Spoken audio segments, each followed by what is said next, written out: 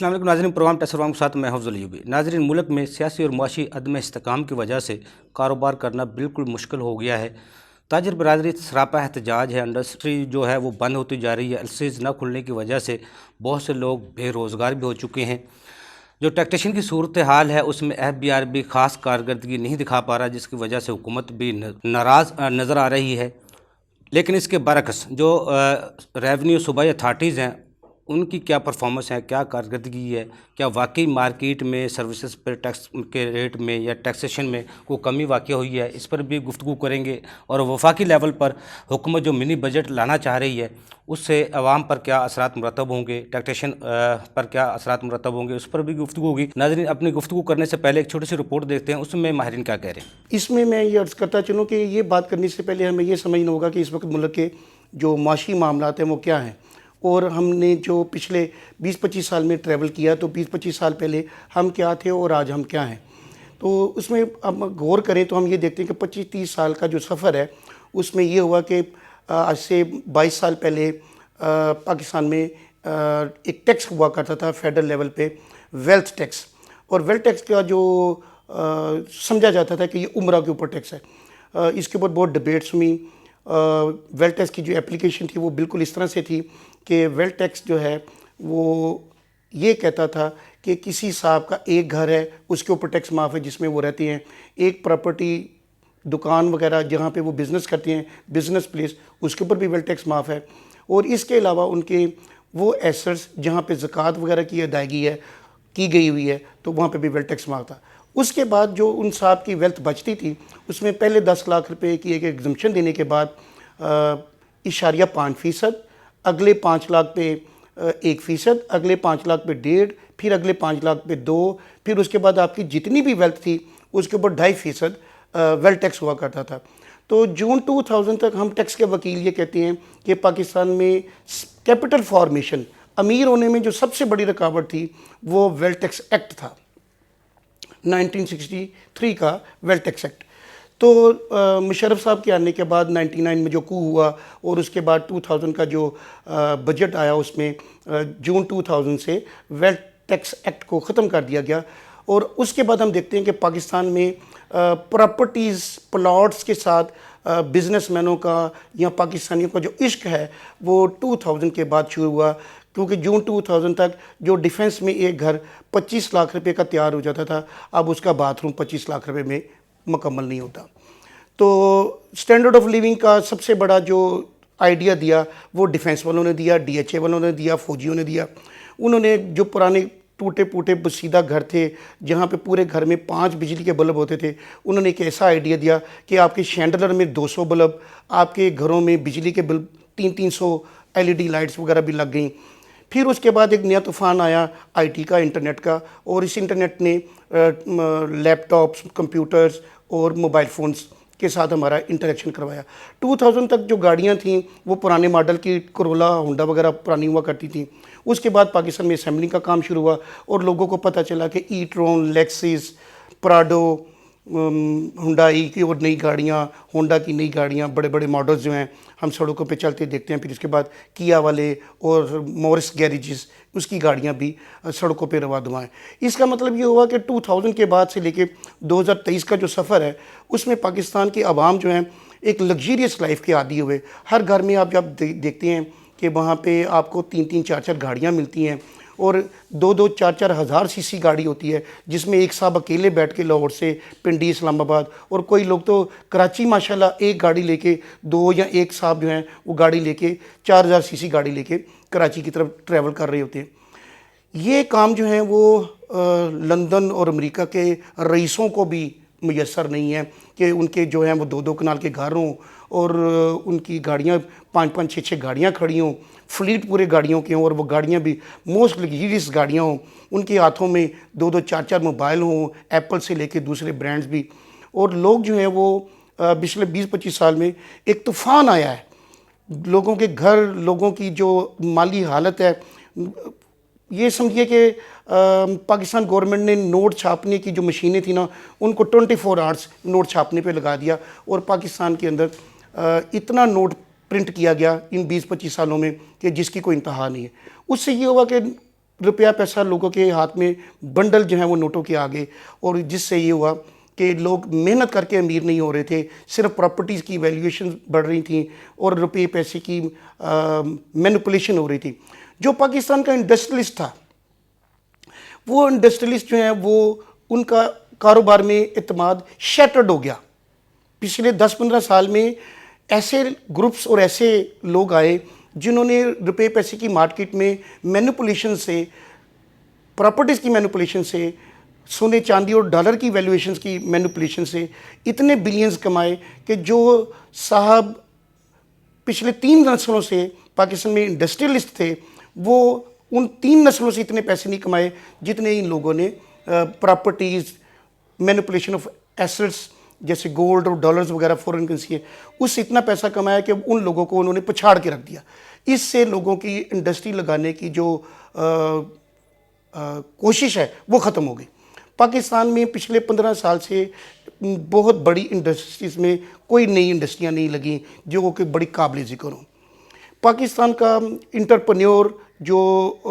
Stock exchange में अपनी companies की लॉन्चिंग करता था और मैन्युफैक्चरिंग कंसर्न्स के अंदर था, उनके शेयर्स जो हैं वो ज़मीन पे आ गए। और वो लोग जो नॉन कस्टम बिज़नेस कह लीजिए, नॉन कन्वेंशनल बिज़नेस कह लीजिए, इनकम फ्रॉम अदर सोर्सेज कह लीजिए, not from business but hidden and manipulation of assets, उससे लोग बहुत अमीर हुए।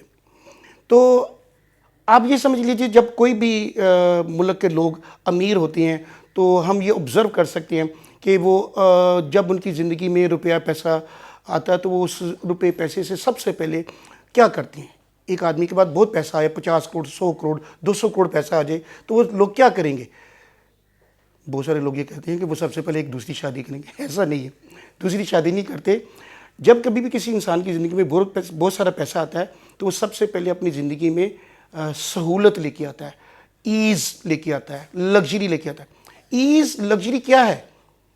बड़े मॉडल की गाड़ियां हैं, लेक्सिस हैं, ई-ट्रोन हैं, ऑडी हैं, और आपकी प्राडो हैं, V8 हैं, इस तरह की गाड़ियां हैं। एप्पल के फ़ोन हैं, एप्पल जैसे फ़ोन हैं, इलेक्ट्रॉनिक्स हैं, जूसर ब्लेंडर्स हैं, किचन की आइटम्स हैं, इलेक्ट्रॉनिक्स की बड़ी बड़ी आइटम्स हैं जो घरों में हैं। तो हम देखते हैं कि जैसे एयर कंडीशन, LEDs, गैजेट्स, इन चीज़ों की पाकिस्तान में बारिश हो गई। जो स्विक एरियाज़ में रहने वाले लोग हैं, चाहे वो पिंडी, इस्लामाबाद, कराची, लाहौर, फैसलाबाद, जो बड़े बड़े स्विक एरियाज़ हैं, उनमें रहने वाले लोगों का लाइफस्टाइल देखिए तो उसमें 25 साल पहले के लोग और आज के लोगों में ज़मीन आसमान का फ़र्क है। हमारी सड़कें, हमारे घर, हमारी इदारे, हमारे कमरे, हमारे ऑफिसेज़, हमारे जिस्म पे लगी हुई चीज़ें जो हैं वो आप देखेंगे कि वो इम्पोर्टेड गुड्स से बड़ी पड़ी हैं। कैसे? जब आदमी की ज़िंदगी में पैसा आता है तो वो सबसे पहले उस पैसे से ईजमेंट ख़रीदता है। जैसे मैंने आपको बताया कि ईजमेंट्स की प्रोडक्ट्स क्या हैं, गाड़ियाँ, मोबाइल्स, इलेक्ट्रॉनिक्स, गैजेट्स। ये चीज़ें पाकिस्तान में नहीं बनती हैं। सबसे बड़ा जो पाकिस्तान का इशू है वो ये है कि लोगों के पास पैसा है और लोग ईजमेंट लेना चाहते हैं, लग्जरी लाइफ में आना चाहते हैं, और उस लाइफ के लिए उनको वो चीज़ें चाहिए जो पाकिस्तान में नहीं बनती। पाकिस्तान के एंटरप्रेन्योर, पाकिस्तान के साइंसदान, पाकिस्तान की हुकूमत, पाकिस्तान के इंजीनियर्स, पाकिस्तान का इंडस्ट्रियलिस्ट, ये तमाम ग्रुप्स टोटली फ्लॉप हो गए कि वो लोगों को ये लाइफ दे सकें और ये प्रोडक्ट्स दे सकें जो पाकिस्तान की बनी हुई हों और वो लोकली मैन्युफैक्चर होती हों। ये नहीं होती। जब ये पैसा था और ये पैसे को लग्जरी में कन्वर्ट होना था तो ये जो चीज़ें हैं ये सारी इंपोर्टेड आइटम्स हैं, और इंपोर्टेड आइटम्स जो हैं यकीन रखिए कि वो पाकिस्तानी रुपये से इंपोर्ट नहीं होती। वो जो चीज़ें हैं वो बेंजामिन फ्रैंकलिन के डॉलर से होती हैं, कायद अज़म की तस्वीर वाले नोट से नहीं होती। इसलिए पाकिस्तान का सारा कायद अज़म का नोट जो है वो बेंजामिन फ्रैंकलिन के डॉलर के अंदर कन्वर्ट होता रहा पिछले 20 साल में बहुत बड़ी मिकदार में, और उसकी वजह ये बनी कि ये डॉलर, ये पाकिस्तानी पैसा डॉलर में कन्वर्ट होके बाहर जाता रहा और पाकिस्तान के ख़जाने में डॉलर ख़त्म हो गए। ना सिर्फ ख़त्म हो गए, 125 बिलियन डॉलर्स जो हमने एड लोन लिए हुए थे वो भी सारे के सारे वापस बाहर के मुल्कों को चले गए for the purchase of luxury items, and उन आइटम्स को चलाने के लिए पेट्रोलियम प्रोडक्ट्स सड़कों पे استعمال ہوتی ہیں پٹرول کی صورت میں گاڑیوں کے اندر، گیس استعمال ہوتی ہے انڈسٹری میں بھی اور گھروں میں بھی، اور اسی طرح سے پٹرولیم پروڈکٹ سے انرجی بھی پیدا کی جاتی ہے اور کھاد بھی پیدا کی جاتی ہے. تو اس طرح سے پاکستان کا جو بہت بڑا پیسے کا جو چنک ہے وہ باہر کے ملکوں میں ڈالر میں کنورٹ ہونے کے بعد چلا گیا. اب حالت یہ ہے کہ پاکستان کی اپنی کوئی پروڈکٹ نہیں ہے. آلو، ٹینڈے، ٹماٹر، سبزیاں اور پھل جو ہیں، اور یہ پاکستان میں یہ دنیا میں کسی کو نہیں چاہیے، اور نہ ہی اس کی کوئی دنیا میں اس قدر ویلیو ہے کہ اس کے بدلے میں آپ یہ سمجھ لیجئے کہ ایک ہوائی جہاز اگر آپ خریدیں تو اس میں سارے پاکستان کے آلو گئے. ایک دوسرا جہاز خریدیں تو اس میں پاکستان کی کوئی ایک بہت بڑی سبزی لے لیجئے وہ ساری گئی. تو پاکستانی لوگ جو ہیں وہ بہت زیادہ لگژری لائف میں کہہ لیجئے، لیول آف ایزمنٹ میں کہہ لیجئے، اس میں چلے گئے. تو اس سے یہ کہ ان کی جو صلاحیت ہے انجینئرز کی، انٹرپرینیورز کی، انڈسٹریلسٹ کی، وہ ختم ہو گئی. اور دوسری طرف جو حکومتی لیول پہ جو ادارے تھے وہ ٹوٹل فلاپ ہیں. وہ کوئی بھی ایجنسی کہہ لیجئے، کوئی بھی ادارہ کہہ لیجئے، وہ لوگ اس قابل ٹوٹلی انکیپیبل ہیں کہ وہ پاکستان کی کوئی بھی ایسی ملٹائی نیشنل کمپنی جیسے سوئٹزرلینڈ کی، امریکہ کی اور اسرائیل کی ہیں یا انڈینز کی ہیں، کوئی اس طرح کی کوئی کمپنی بنا سکیں جو دنیا میں نامور ہو. Daraz.com یا اس طرح کے چھوٹے چھوٹے کوئی ادارے ایک دو آپ نام لے سکتے ہیں، شاید وہ اس کے لیے اسٹرگل کر رہے ہوں. لیکن پاکستان میں حکومتی لیول پہ بھی فورن انویسٹمنٹ کو یہاں پہ انٹرپرینیورز کے ساتھ، لوکل انڈسٹریز کے ساتھ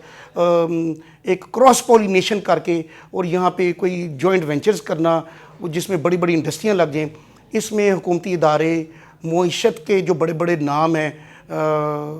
وہ ٹوٹلی فیل ہیں. بھاشن سارے دیتے ہیں.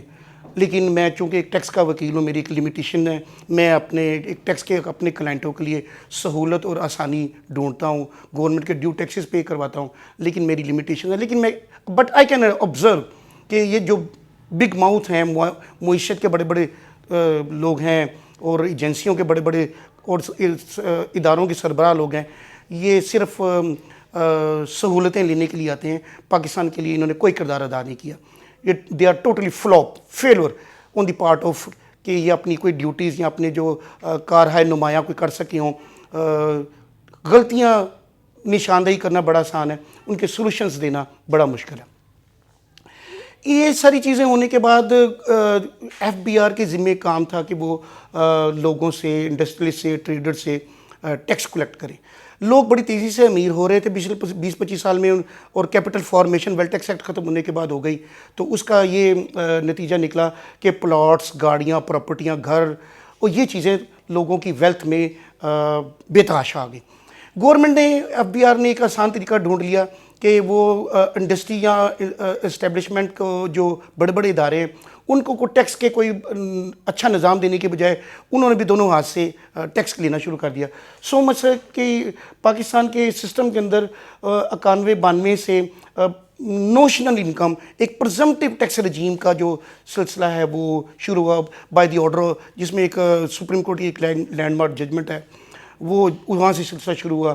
فل کورٹ کی وہ ججمنٹ ہے، اس میں انہوں نے کہا کہ جی ٹھیک ہے، پاکستان میں سیل کی بیسس پہ اور ٹرانزیکشن کی بیسس پہ ٹیکس لیا جا سکتا ہے. تو import, export, supplies, contract, services, اس سب کے اوپر ایک سرٹن ٹیکس ریٹس آ گئے اور ٹرانزیکشن کے اوپر یہ ٹیکس لے لیا. اس کے بعد بھاڑ میں جائے کوئی پاکستان میں کوئی کسی کی انکم ہے یا نہیں ہے، گورنمنٹ ایف بی آر نے اپنا ٹیکس لے لیا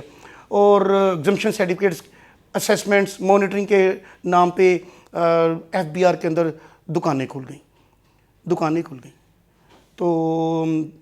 ایکسیپشنز موجود ہیں، بہت اچھے آفیسرز بھی موجود ہیں، بہت محنتی لوگ ہیں. ان کا ذکر میں پہلے کروں گا کہ ایف بی آر میں بڑے ایماندار اور محنتی لوگ بھی ہیں جو کہ بڑے لیول پہ بڑی ہی محنت سے اپنی ڈیوٹیز انجام دیتے ہیں، بڑی محنت کرتے ہیں ریونیو کے حوالے سے. بٹ سسٹم یہ ہے کہ پاکستان کا جو ٹیکس سسٹم ہے اس میں سیل ٹیکس اور انکم ٹیکس کے حوالے سے ایسی پروویژنز آ گئیں جو نوشنل پروویژنز ہیں، اور اس میں کوئی انکم کے اوپر ٹیکس لگانے کے بجائے جو پرزمپٹیو ٹیکس رجیم ہے وہ آ گیا. اور اس میں جو ٹرانزیکشن ٹیکس ہے وہ ایک بڑی ایزی منی ہے، جس میں ڈپارٹمنٹ کا کام صرف ایک ڈاک خانے والا ہے، پوسٹ آفس ہے. تو امپورٹ پہ ٹیکس کٹ گیا، کسٹم، سیل ٹیکس اور انکم ٹیکس ایڈوانس آ گیا. سروسز رینڈر ہوئی، 10% ایڈوانس ٹیکس آ گیا. کمیشن کا کام ہوا 12% ٹیکس ایڈوانس آ گیا. تو یہ ٹرانزیکشنز پہ سپلائز پہ 4.5% ٹیکس. تو یہ ٹیکسز گورنمنٹ کو ایڈوانس میں آ رہے تھے, اور یہ ایڈوانس ٹیکس جو ہے پاکستان کی ریڑھ کی ہڈی ہے. یہ بلڈ ویسل, ان ویسلز میں تیرتا ہوا خون ہے. اب آپ کا یہ وہ نشہ ہے جو ڈائریکٹ ٹیکسز نہیں, انڈائریکٹ ٹیکسز ہیں. یہ ٹیکسز پاکستان کے وجود میں رہنے کی شرط ہیں. یعنی اگر 7,500 ارب روپے ہیں تو اس میں سے آپ یہ خیال کر لیجئے کہ اس میں سے تقریباً 6,500 ارب روپے انڈائریکٹ ٹیکسز ہیں, ڈائریکٹ ٹیکسز نہیں ہیں, یعنی انکم پہ نہیں ہیں. تو وہ ایڈوانس میں آ جاتے ہیں, اور وہ انکم کا اس کے ساتھ کوئی کنسیپٹ نہیں ہے, ٹرانزیکشن ہے. تو اس کا کیا مطلب ہو؟ اس کا مسئلہ سمپلی یہ ہے کہ اگر تو پاکستان کی economy, trade, business activity, trade activity, commercial activity یہ بڑھے گی تو ٹرانزیکشنز کے اوپر زیادہ ٹرانزیکشن ہوں گے تو زیادہ ٹیکس آ جائے گا. لیکن معاف کیجئے, ہوا یہ ہے کہ پچھلے 1-2 سالوں میں جو بھی پالیسیاں بن رہی تھیں اس میں ڈالر ختم ہونے کی وجہ سے پاکستان کے اندر ڈالر کی کمی کی وجہ سے امپورٹس بند ہو گئی یا امپورٹس کم ہو گئی. پاکستان کا سارا نظام چونکہ لوکلی مینوفیکچرنگ کا نہیں تھا, امپورٹس کے اوپر ہی بیس تھا, اور ٹیکس کا سسٹم بھی امپورٹ کے اوپر ہی بیس تھا. اس سے یہ ہوا کہ پاکستان کے امپورٹ کے اوپر آنے والے جو ٹیکسز ہیں, یا امپورٹ کے آنے کے بعد جو چیزیں بننی تھیں, ٹریڈ ہونی تھیں, وہ بھی ٹیکسز ختم ہو گئے. تو جو کوئی صاحب یہ کہتے ہیں کہ پاکستان کی ایکٹیویٹی کم ہو گئی, امپورٹ کم ہو گئی, لیکن ٹیکسز بڑھ گئے, تو آپ شک کر سکتے ہیں کہ یہ جھوٹ بول رہے ہیں.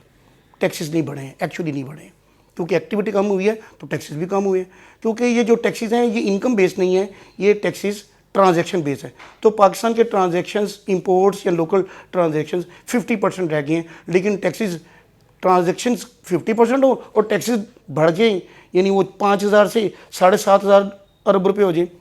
ممکن نہیں ہے. لیکن اس میں آپ شک کر سکتے ہیں کہ یہ چیزیں مینیپولیٹ کی جا رہی ہیں, جھوٹ بولا جا رہا ہے. یا آپ یہ کہہ سکتے ہیں کہ پیٹرولیم پروڈکٹس یا دوسری پروڈکٹس کے اوپر ٹیکسز زیادہ لگا لیے تو وہاں سے کچھ کلیکشن آ گئی, لیکن پھر بھی وہ اتنا بڑا گیپ فل نہیں ہو سکتا. اچھا, اب حالت یہ ہے کہ پاکستان کا جو ٹیکس سسٹم ہے, چونکہ وہ ٹریڈ کم ہو گئی, بزنس کم ہو گئے, انڈسٹری بھی, پروڈکشنز بھی کم ہو گئی, تو تمام لوگوں کا جو تو عیش والی زندگی تھی, لگزیریس لائف جو تھی, وہ اب کمپرومائز کرنے کا ٹائم آ گیا. آپ کی انکم, آپ کا بزنس, آپ کی ایسٹس ٹرم ہونے جا رہے ہیں. یہ جو اندھا دھند ویلتھ بڑھ گئی تھی معاشرے میں, یہ کم ہونے جا رہی ہے. اور پاکستان میں معاف کیجئے کوئی کرائسس نہیں ہے, بالکل کوئی کرائسس نہیں ہے, ماسوائے اس کے کہ پاکستان میں ایک ہی کرائسس ہیں. وہ کرائسس ہے وہ یہ ہے کہ آپ کے پاس ڈالرز کم ہے. ڈالر کم ہونے کی وجہ میں نے آپ کو بتا دی کہ آپ پورے پاکستانی 22 کروڑ لوگ جو ہے نا, صبح اٹھتے ہیں اور صبح اٹھ کے باتھ روم جا کے نہا دھو کے صابنیں, شیمپور, پرفیومز, کپڑے استری کیے ہوئے, اور بڑی بڑی گاڑیوں میں بیٹھ کے دفاتر, اسکول, کالج, دفاتر اور فیکٹریوں میں جاتے ہیں. تو ایکچولی آپ پاکستان کے ریسورسز استعمال کریں. اور معاف کیجئے پاکستان کے 22 کروڑ لوگوں میں سے 20 کروڑ لوگ تقریباً ایسے ہوں گے جو کہ ان وسائل کو استعمال کرنے کے حقدار نہیں ہیں, نان پروڈکٹیو لوگ ہیں. تو ان کا ملک کی اس ریسورسز استعمال کرنے میں تو بہت بڑا حصہ ہے, لیکن ملک کے وسائل بڑھانے میں ان کا کوئی کردار نہیں ہے. یہ ایٹ لارج ہے. وہ آپ سڑکوں پہ جاتے ہوئے اسٹوڈنٹس سے لے کے اور عام لوگوں سے لے کے دیکھ لیں کہ وہ 3 وقت کا کھانا اور 3 وقت کی جو ایک دن میں اس ملک کے ریسورسز, بجلی سے لے کے, ایئر کنڈیشن سے لے کے, ٹیلی فونوں سے لے کے, کھانے پینے کی چیزوں سے لے کے, لباس سے لے کے, اپنی پوری زندگی میں وہ جو ایک دن میں وہ خرچ کرتے ہیں, وہ اس خرچے کو جسٹیفائی نہیں کر رہے ہوتے. تو پاکستان کا یہ بہت بڑا المیہ جو کہ شاید ریکنسائل نہیں ہو سکتا کہ اس ملک کے ریسورسز کم ہیں, اس کی آبادی زیادہ ہے, ان ریسورسز کو استعمال کرنے والے زیادہ ہیں, اور وہ تقریباً 22 کروڑ کے 22 کروڑ لوگ بہت ہی بڑی اور اعلیٰ زندگی, خاص طور پہ جو سویک ایریاز میں رہتے ہیں, وہ استعمال کرنا چاہتے ہیں. ڈالرز نہیں ہیں, ڈالر ہوں گے بھی نہیں, ڈالر آئیں گے بھی نہیں. ڈالر جتنے ایڈ میں, لون کی صورت میں آئیں گے وہ خرچ ہو جائیں گے. پاکستان کا جو ٹیکس سسٹم ہے وہ انتہائی نامعقول ہے, یہ سکریپ ہے, یہ کہیں بھی دنیا میں ایسا نظام نہیں ہے. قانون جو ہے وہ بزنس کو بڑھوتری نہیں دے رہا. آپ کا جو قانون ہے ٹیکس کے قوانین ہے, آپ کا ایف بی آر, آپ کا P R A, S R B, provincial taxes, یہ اس قابل نہیں ہے کہ وہ بزنس کے لیے انقلابی ہوں, بزنس یا انڈسٹری کو بڑھائیں. یہ اس طرح کے قوانین نہیں ہیں. یہ ایک طرح سے ٹیکس ڈپارٹمنٹ کے ساتھ ٹیکس پیئرز کا ایک آنکھ میں چولی کا ایک فٹ بال کا میچ ہے. کبھی وہ 2 گول کر دیتے ہیں, کبھی وہ 2 گول کرتے ہیں. اب یہ دیکھیں کہ ابھی ڈپارٹمنٹ نے ایک نیا جو ایف بی آر نے, فیڈرل گورنمنٹ نے ایف بی آر کے ذریعے 3 نئے ٹیکسز لگائے ہیں. سیکشن 7E کا ایک نوشنل ٹیکس لگا دیا کہ جی آپ کی پراپرٹیز ہیں, اگر وہ پراپرٹیز کا استعمال جو ہے بزنس کے لیے یا ذاتی رہائش کے لیے نہیں ہے, یا وہ پراپرٹی گورنمنٹ کو ٹیکس نہیں دے رہی, تو ایسی پراپرٹی جو کہ آئیڈل پراپرٹی ہے, سم سورٹ آف پلاٹس پڑے ہوئے ہیں, اوپن پلاٹس ہیں, یا آپ کی کوئی ایسی جائیدادیں جہاں خالی پڑی ہیں اور گورنمنٹ کو وہاں سے کوئی ٹیکس کی آمدنی نہیں ہے, آپ کو تو نہیں ہے لیکن گورنمنٹ کو بھی نہیں ہے, تو گورنمنٹ نے اس کے اوپر سیکشن 7E میں ایک نوشنل ٹیکس لگا دیا کہ ہم فرض کریں گے آپ کی اتنی انکم ہے اور اس انکم کا اتنا ٹیکس ہمیں دے دیں, جو کہ آج کی پراپرٹی کی ویلیو کا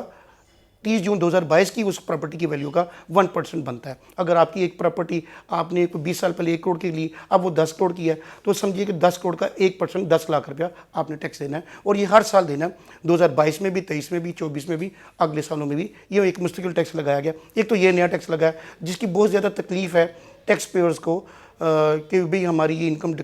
یہ some sort of wealth tax, یہ ایک طرح کا ویل ٹیکس ہی ہے. اسی طرح سے آپ کے جو ایسے باہر کے ملکوں میں پڑے ہیں, ایک ایسا انہوں نے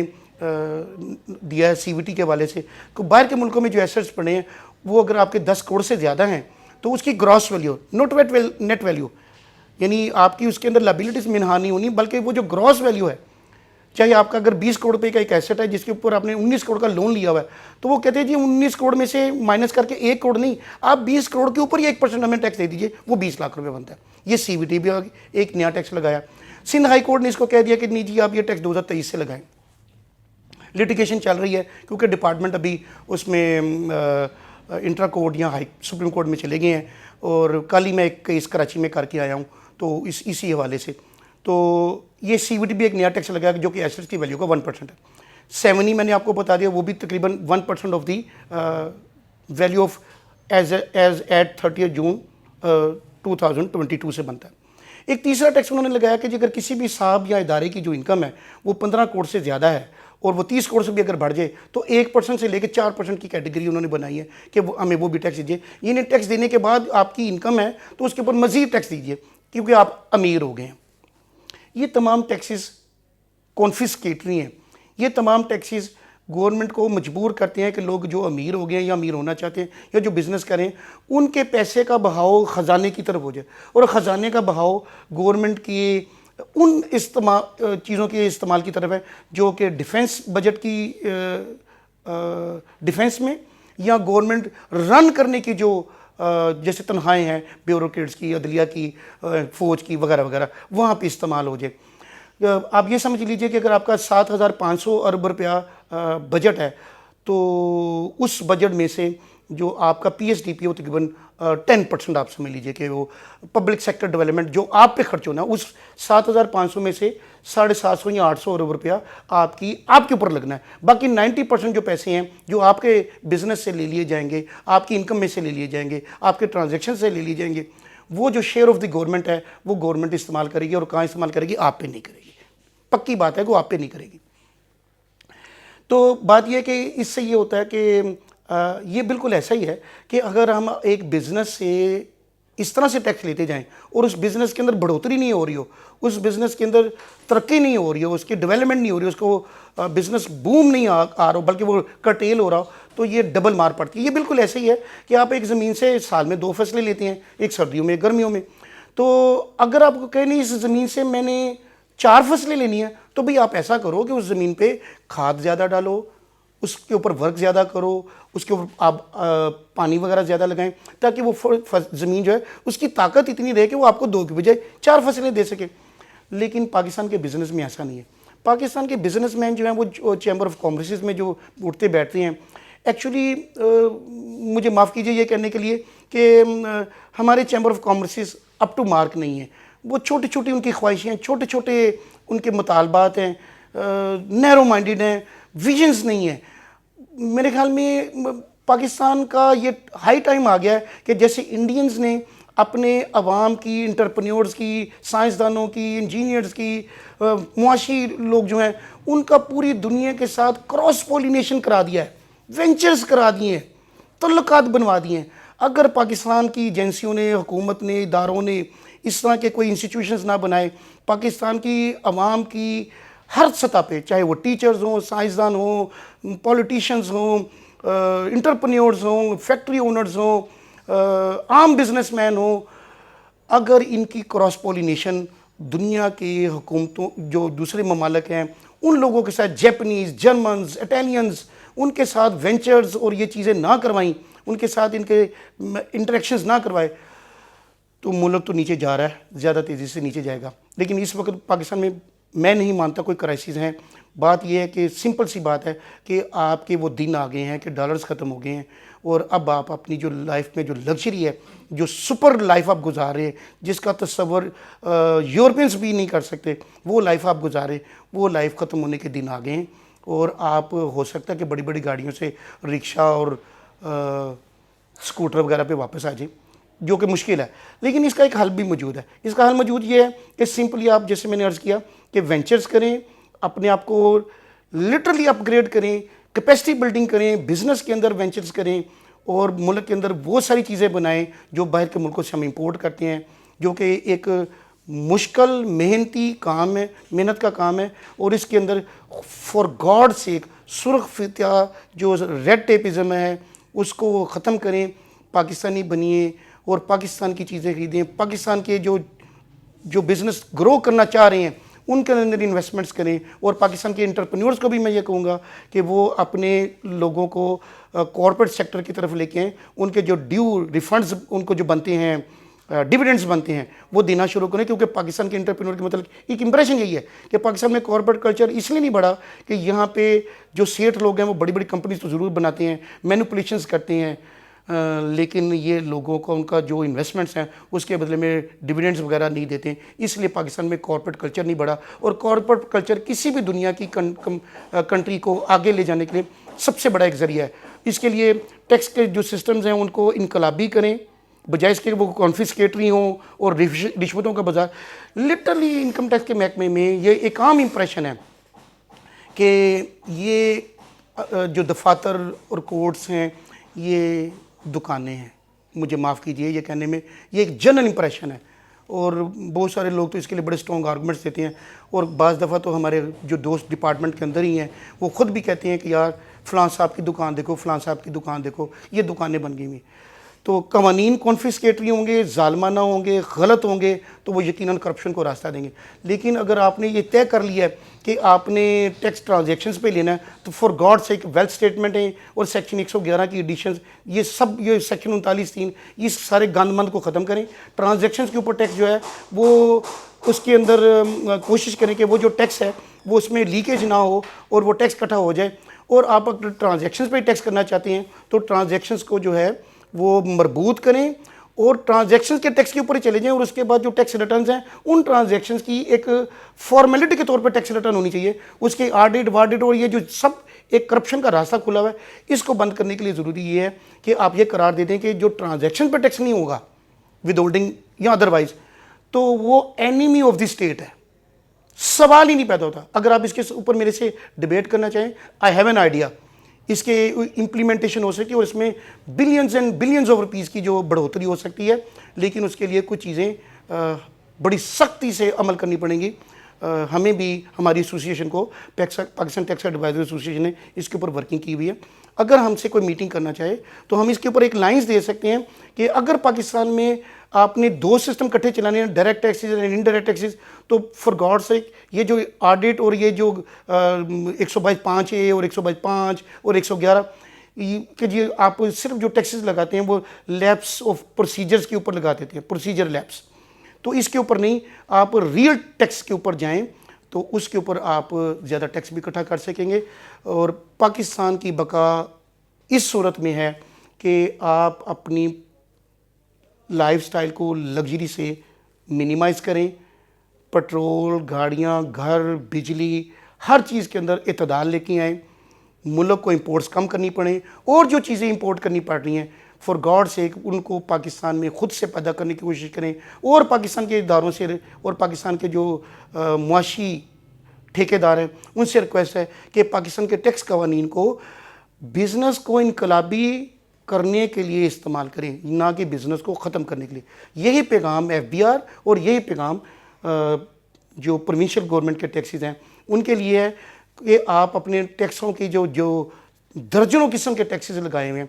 فار گاڈ سے کہ اس میں ایک مربوط نظام لے کے آئیں، یونیفارمٹی لے کے آئیں، اور لوگوں کو بزنس کرنے کے انوائرمنٹ دیں، اور چیزیں امپورٹ ہونے کے بجائے پاکستان میں مینوفیکچر ہوں گی تو ہوں گی۔ اللہ تعالیٰ کا بڑا کرم ہے، نہ سورج بند ہوا ہے، نہ رات نہ صبح کے اندر کوئی فرق آیا ہے، نہ سردی اور گرمی میں کوئی فرق آیا۔ پاکستان بالکل ویسے کا ویسا ہے جیسا ہونا چاہیے، لیکن پاکستان کا نظام چلانے والے جو ہیں وہ ناکام ہو گئے ہیں، اور سو پاکستان کے عوام جو ہیں وہ بھی اس میں حصہ دار ہیں اس ملک کو تباہ کرنے میں، کیونکہ ان کے اندر نہ تو قومیت نظر آتی ہے، نہ ہی یہ سینس نظر آتی ہے کہ یہ ملک ہمارا ہے۔ اس کے لیے ہم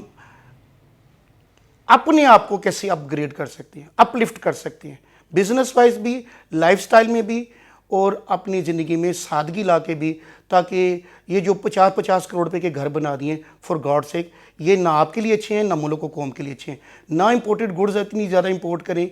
یہ کتے بلیوں کے کھانے سے لے کے الیکٹرونک سے لے کے ان چیزوں کے بغیر آپ لوگوں کا گزارا ہو سکتا ہے، بجائے اس کے کہ آپ اس کو، میں گورنمنٹ کے لیے ساتھ ہوں اس لیول پہ کہ اگر وہ اس کی